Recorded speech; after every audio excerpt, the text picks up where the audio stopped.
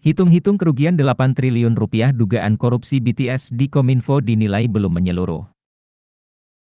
Kejaksaan Agung bersama Badan Pengawasan Keuangan dan Pembangunan, BPKP, telah mengumumkan kerugian negara dalam kasus dugaan korupsi proyek Tower Base Transceiver Station, BTS, pada bakti Kominfo sebesar 8,3 triliun rupiah. Namun menurut kubu Komisaris PT Solitech Media Sinergi Irwan Hermawan, tersangka kasus ini, kerugian negara tersebut dihitung saat progres pembangunan baru mencapai 20%, yaitu hingga Maret 2022. Kerugian 8,3 rupiah triliun itu karena BPKP cut-off proses pembangunan BTS paket 1, 2, 3, 4 dan 5 per Maret 2022, dengan progres secara kumulatif BTS terbangun sekitar 20%, kata penasihat hukum Irwan, Handika Honggoongso dalam keterangannya pada Jumat, 19 Mei 2023.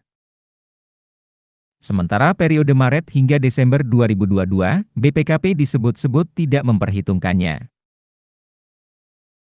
Padahal anggaran 8,3 triliun rupiah yang dianggap kerugian negara itu hendak digunakan untuk belanja perangkat BTS, angkutan sampai lokasi, dan konstruksi BTS hingga periode Desember 2022.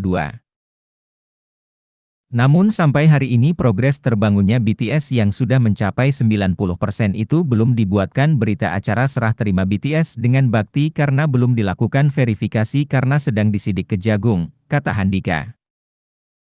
Selain adanya periode yang tak dihitung dalam merumuskan kerugian negara, Handika juga menjelaskan bahwa perusahaan kliennya sempat menemui beberapa kendala.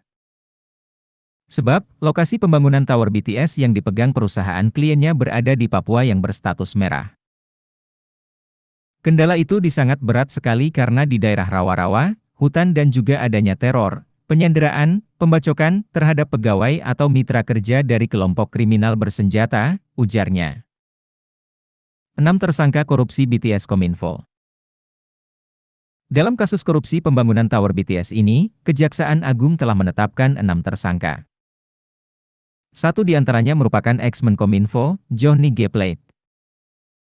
Kemudian ada pula Direktur Utama Bakti Kominfo, Anang Ahmad Latif. Sementara dari pihak swasta, ada 4 tersangka, yaitu Direktur Utama PT Mora Telematika Indonesia, Galumbang Menak Simanjuntak, Tenaga Ahli Human Development, HUDEF, Universitas Indonesia tahun 2020, Yohan Suryanto, Account Director of Integrated Account Department PT Huawei Tech Investment, Mukti Ali.